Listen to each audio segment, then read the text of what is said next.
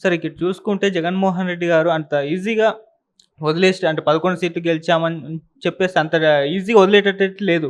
ఓదార్పు యాత్ర అయితే స్టార్ట్ చేయబోతున్నట్టు ఒక హింట్ ఇచ్చారు. డిసెంబర్‌లో ఎండింగ్‌లో ఆ విధంగా ఓదార్పు యాత్ర మొదలు పెడతా అన్నారు. అంతకుముందు ఒకసారి ఆయన ఓదార్పు యాత్ర చేశారు. అది కాస్త ఆయనకు లీడర్‌గా ఎదగడానికి అండ్ అధికారంలోకి రావడానికి హెల్ప్ అయింది.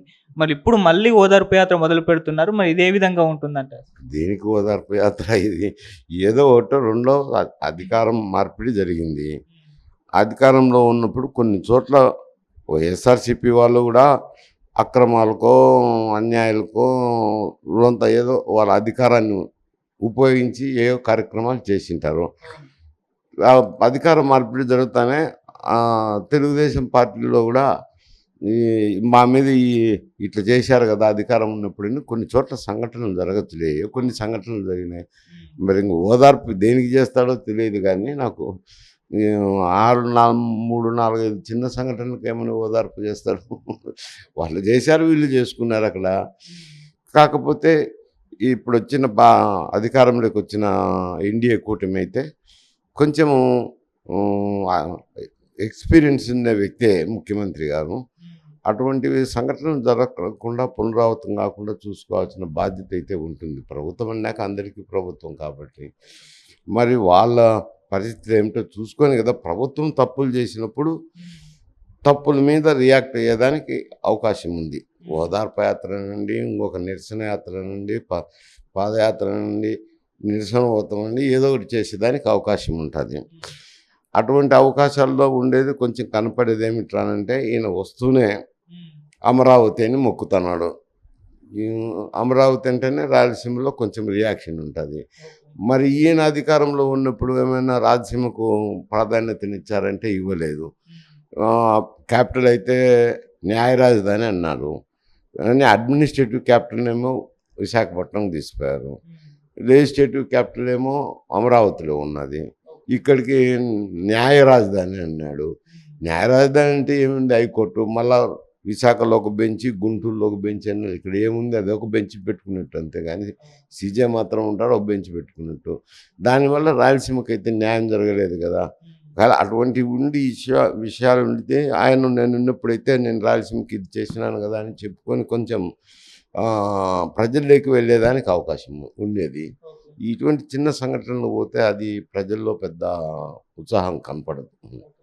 సరే ఇటు జగన్ గారి పైన కూడా అంటే కొన్ని రోజుల నుంచి కూడా అసెంబ్లీకి వెళ్లరు. ప్రమాణ స్వీకారం కూడా స్పీకర్ యొక్క కార్యాలయంలో చేస్తారని చెప్పేసి ఎన్నో వార్తలొచ్చాయి. అసెంబ్లీ బహిష్కరణ చేశారు. జగన్ గారితో పాటు ఎవరు ఎమ్మెల్యేలు అసెంబ్లీకి వెళ్లరు అనే వార్తలైతే వినిపించాయి. కానీ ఇవాళ అసెంబ్లీకి వచ్చి ప్రమాణ స్వీకారం చేసి అలా వెళ్ళిపోయారు.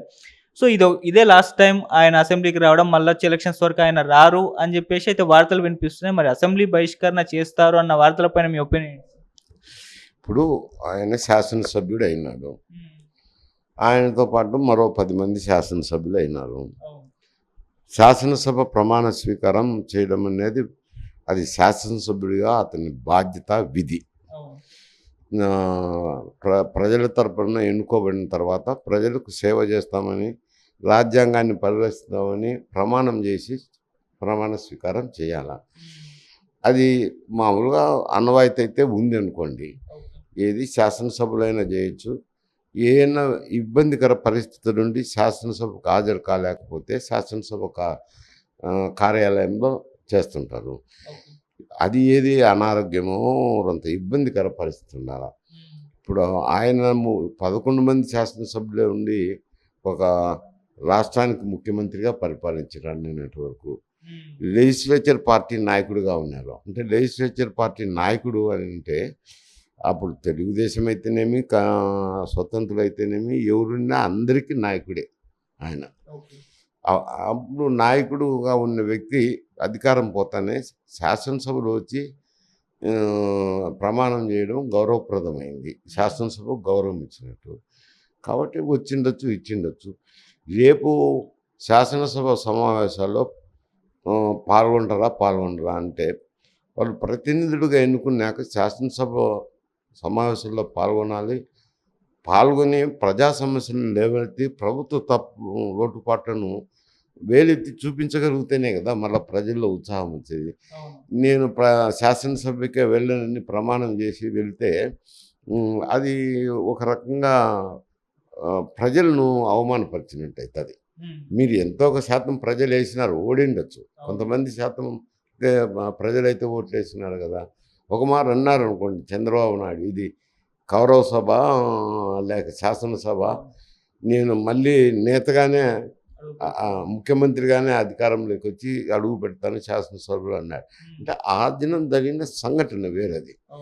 ఏమిట్రానంటే అతన్ని కించపరచడము, మహిళలను వారి ఇంట్లో వారిని అవమానపరిచే విధంగా మాట్లాడడంతో కొంచెము బాధపడి, నేను ఇది సభ కాదు, శాసనసభ కాదు, కౌరవ సభ మాదిరి ఉంది, నేను మళ్ళీ అధికారం చేపట్టిన తర్వాతనే అని ఒక ప్రతిజ్ఞ చేసి వెళ్ళిపోయినాడు. అది వేరే సమస్య. ఈయన శాసనసభని పూర్తిగా శాసనసభకు హాజరు కాకుండా పోతే ఏమవుతుందంటే రాంగ్ మెసేజ్ పోతుంది, తప్పుడు మెసేజ్ పోతుంది. హాజరు అవ్వాల్సిందే. అయ్యి ప్రభుత్వం చేసే తప్పులను వేలెత్తి చూపించవచ్చు. 11 మంది శాసనసభ్యులు వేలెత్తి చూపించే దానికి ఇబ్బందికర పరిస్థితి ఏమి ఉండదు. కొంచెం సమయం తక్కువ వస్తుంది. కాకపోతే వచ్చిన సమయంలోనే స్ట్రెంగ్త్ తక్కువ ఉంది కాబట్టి వాళ్ళకు సమయం తక్కువ వస్తుంది. అందులో ఫ్లోర్ లీడర్ కూడా కావాల్సిన సఫిషియెంట్ స్ట్రెంగ్త్ రాదు కాబట్టి. కాకపోతే ఆ సమయంలోనే వాళ్ళు ప్రభుత్వ తప్పులను వేలెత్తి చూపించగలిగి, ప్రభుత్వ లోటుపాట్లను చూపించగలిగితే ప్రజలు మళ్ళీ ఆకర్షితులయ్యేదానికి అవకాశం ఉంటుంది. ఓకే. కానీ సార్ ఉన్న 11 మందిలో కూడా చాలామంది జంపింగ్ అవ్వబోతున్నారని వార్తలైతే వినిపిస్తున్నాయి. సో, ఒక 4, 5 పేర్లైతే ఉన్నాయి.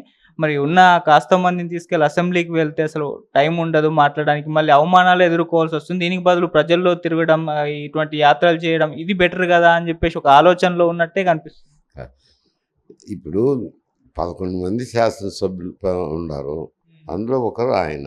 అంటే 10 మంది. 10 మందిని నాయకుడు అనేవాడు నిలుపుకోవాలా, వాళ్ళు వెళ్ళిపోకుండా చూసుకోవాలా, వాళ్ళను ఉంచుకొని ప్రభుత్వం లోటుపాట్లను చూపించాలి. కానీ వాళ్ళు నేను శాసనసభ పోతే ఉన్న నలుగురు కూడా వెళ్ళిపోతారని భయపడి వెళ్ళిపోతే ఏమవుతుంది? పార్టీ కిందపడిపోతుంది కదా. పార్టీ బలకొనేదానికి ఉన్నది. ఊరికే ప్రజల్లోకి పోయి యాత్రలు చేస్తానే పార్టీ అధికారంలోకి రాదు. నీవు ఏమి చేసినావు అనేది కూడా ప్రజలు చూస్తారు. ఒక నాయకుడిగా నువ్వు ధైర్యంగా పోరాటం చేసినారా లేదా అనేది చూస్తారు. కానీ శాసనసభ నుంచి పారిపోతే ఉన్న నలుగురు కూడా పోతారేమని పారిపోతే మాత్రం అది ప్రజల్లోకి రాంగ్ మెసేజ్ పోతుంది. కానీ సార్ ఇప్పుడు వైసీపీ నుంచి వెళ్ళిపోవాలనుకునే వాళ్ళు అయితే బీజేపీ లేదంటే జనసేన లేకుంటే టీడీపీ ఇటువైపు వెళ్తారు. కానీ కాంగ్రెస్ వైపు ఎందుకు చూస్తారంటారు? అసలు కాంగ్రెస్ పరిస్థితి ఇక్కడ చూస్తే చాలా ఘోరంగా ఉంది కదా. కాంగ్రెస్ వైపు ఎందుకు చూస్తారంటారు? అక్కడ పరిస్థితులు వేరు. అక్కడ టీడీపీ, జనసేన వాళ్ళు, బీజేపీ ఉమ్మడిగా ఎన్డీఏ ప్రభుత్వమే అనాల్సిందే కాదు ఇంకా అన్నప్పుడు వారికి వ్యతిరేకమైన ఓట్లు ఉంటాయి కదా. వ్యతిరేకమైంది వైఎస్ఆర్సీపీకి పడింది కదా ఓటు. ఆ ఓటు కాంగ్రెస్ వైపు అంతకుముందు గతంలో కాంగ్రెస్కు ఓట్ బ్యాంక్ అది. ఇది ఎస్సీస్ కానీ మైనారిటీస్ కానీ వీళ్ళంతా కాంగ్రెస్ ఓట్ బ్యాంక్. క్రిస్టియన్స్ కానీ కాంగ్రెస్ ఓట్ బ్యాంక్ కావాలి. ఆ ఓట్ బ్యాంక్ కాంగ్రెస్ పార్టీ కిలబడిపోతుంది, ఇటు షిఫ్ట్ అయింది. కాబట్టి రేపు పొద్దున తెలుగుదేశం పార్టీకి పోలేరు కాబట్టి వాళ్ళు కాంగ్రెస్ పార్టీ వైపు చూస్తారు. తెలంగాణ పరిస్థితి వేరు, ఆంధ్ర పరిస్థితి వేరు. సరే, ఇటు రేవంత్ గారి పైన కూడా ఒక విమర్శ అయితే రావడం చూస్తున్నాం. అంటే రేవంత్ గారు ఒకప్పుడు ఈ విధంగా ఎమ్మెల్యేలు షిఫ్ట్ అవ్వడం అనేది, షిఫ్ట్ అయ్యే వాళ్ళని పరిగెత్తించి కొట్టాలి అని చెప్పేసి రాజీనామా చేసి షిఫ్ట్ అవ్వాలి, కానీ ఎమ్మెల్యేలుగా గెలిచి ఇంకో దాంట్లో పార్టీకి షిఫ్ట్ అవ్వడం ఏంటి అని చెప్పేసి ఒకసారి ఆయన అన్నారు. ఇప్పుడు అదే ఆయన ఈ విధంగా ఇంటికెళ్ళి ఎమ్మెల్యేలని తీసుకెళ్ళిపోతున్నారు అని చెప్పేసి బీఆర్ఎస్ వాళ్ళైతే విమర్శించడం మొదలుపెట్టారు. సార్, దీని గురించి ఏం చెప్తారు? ఇప్పుడు రాజకీయాల్లో బీఆర్ఎస్ ఏమైందంటే మొన్న పార్లమెంట్ ఎన్నికల్లో కొన్ని సీట్లన్నా గెలుచుకొని ఉంటే వాళ్ళకు ఆత్మస్థైర్యం ఉండేది. ఇప్పుడు బీఆర్ఎస్ అనేది లోక్సభ ఎన్నికల్లో పూర్తిగా ఒక్క సీటు కూడా గెలవలేకపోయింది. అంటే ప్రజల్లో ఏ అభిప్రాయం ఉందనేది ప్రజల మనస్తత్వాన్ని తెలియజేసినప్పుడు కొంచెం వాళ్ళ శాసనసభ్యులు అయితేనేమి, బీఆర్ఎస్ నాయకులు అయితేనేమి ఒక విధమైన అభిప్రాయం ఏర్పడుతుంది.